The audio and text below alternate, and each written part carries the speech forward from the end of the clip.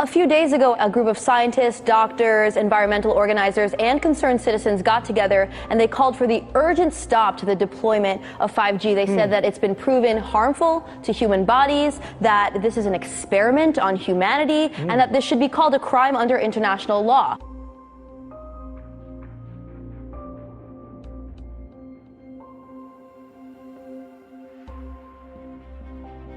"5G is a weapon. It's used by the military. Do you know these 5G millimeter wave technologies are used to scatter crowds? They drive up in this technology when they want to scatter a cloud, and they put out these frequencies in a much higher power than 5G will be initially with us, but the same frequencies. And people scatter because they get the feeling their skin is on fire, because the human body, including the skin, is an antenna. It interacts with frequencies and it receives and transmits information. At the cutting edge of understanding of DNA, scientists know that DNA is a receiver-transmitter of information. I have to tell people 5G story. It's bigger than the Holocaust. It's bigger than anything you've ever heard. I'm Mark Steele. Anybody who hasn't heard me. I'm a weapons systems head-up display expert. I'm one of the leading experts in the world. I've actually broke cover in relation to this. And the reason I became an expert was because I invented 5G is a killer. Do not believe a single word I say. Not one. I want you to do your own research. You'll find it's absolutely terrifying.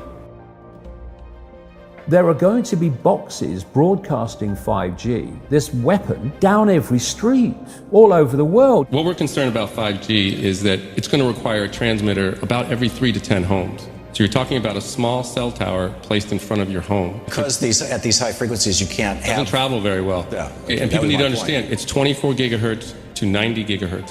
These are not 2 feet. These are 2 inches to half an inch. And this is very dense wireless radiation hitting our bodies. What we know is that it pulses more, it's got higher frequency, more waves per second, it beats up the cells more. Let's talk about today's technology, what we have going on today. Your phone is constantly sending electromagnetic fields in and out of each other. Whether or not you're receiving a notification right now, all of our digital tech sends this data back and forth, right, using these invisible microwave radiation signals. That's today's tech. We have every cell tower, every router constantly pulsing with radiation, whether or not you're using it. Science shows that this causes DNA damage, cancer, among other things. But don't take my word for it. And that's just with 4G. That's just with today's technology. Before we get to 5G, right now you got some of it, but not that much. Wireless radiation has biological effects, period. These effects are seen in all life forms: plants, animals, insects, microbes. In humans, we have clear evidence of cancer now. There is no question. We have evidence of DNA damage, cardiomyopathy, which is the precursor of congestive heart failure, neuropsychiatric effects. So 5G is not a conversation about whether or not these biological effects exist. They clearly do. 5G is a conversation about unsustainable healthcare expenditure.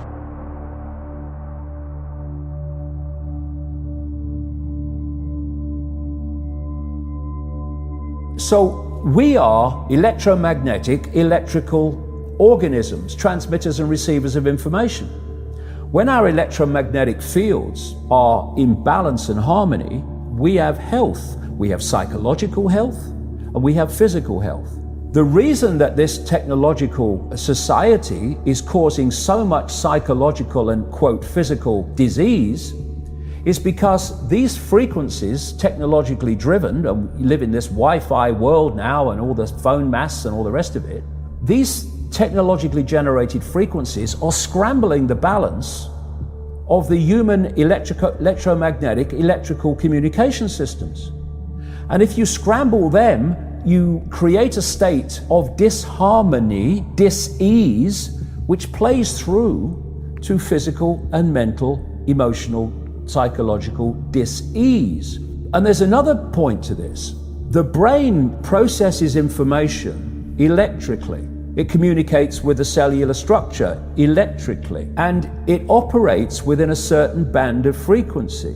If you can broadcast frequencies carrying information, this technology has long been known, carrying information and perceptions within the frequency that the brain decodes information, the brain will decode those frequencies and will have those perceptions. You can influence people's perceptions externally by broadcasting these frequencies that we interact with, because we are antenna. Okay. Now, some decades ago,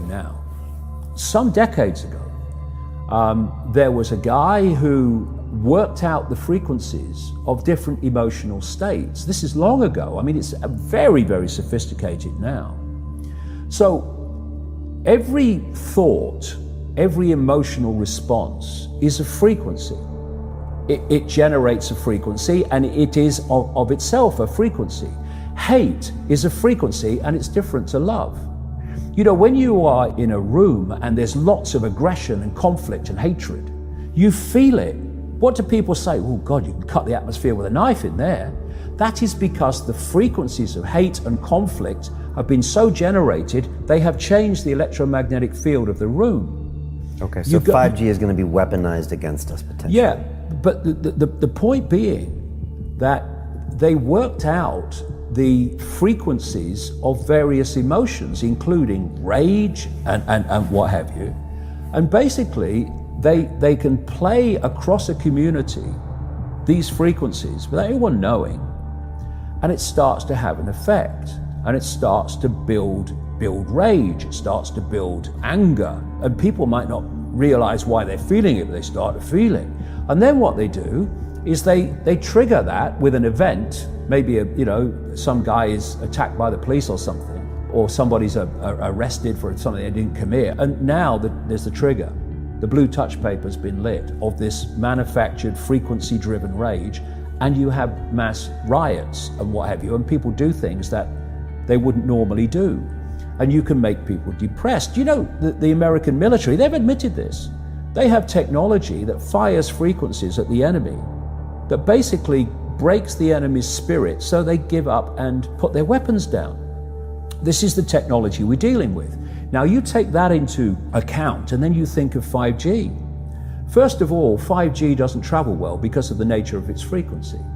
So instead of big towers, as we have now, broadcasting these frequencies long distances, it won't do that. And it doesn't go through solid objects, what we call solid objects, very well either. So to overcome that, there are going to be boxes broadcasting 5G, this weapon, down every street, all over the world. You're talking phenomenal numbers of these boxes, broadcasting like on the lamp standard outside your children's bedroom and stuff, broadcasting this stuff. There's no way you'll be able to go where you'd be in a field of 5G. And another interesting thing, I don't know whether you've noticed this, but the story broke first of all in Sheffield, when the council started cutting down literally thousands and thousands and thousands of mature trees in urban streets. And there were big protests about it. You know, Sheffield claimed to be a green city, but all these mature trees were coming down, thousands of them. And my brother, he works as a call-out bus mechanic.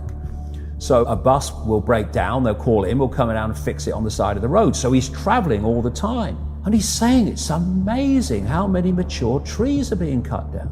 Now, the worst nightmare of 5G in a street is mature trees, because it can't get through them. They don't want urban trees for 5G because it won't go through solid objects very well at all, and it doesn't travel far. So we're going to have this explosion of 5G transmitters, and then, going back to what I said earlier, and they've admitted this too, there's going to be like 20,000 satellites up there beaming 5G at the Earth. What is our exposure in a day? It's not one cell phone. It's cell phones, it's multiple wireless networks, it's smart meters, it's cell towers. It's this sandwich, and it all adds up. And this is a serious problem for occupational health, public safety, and personal safety. And I feel that it's irresponsible to be even talking about the Internet of Things and rolling out a new untested technology when we're not even measuring what are our current exposures from the current networks.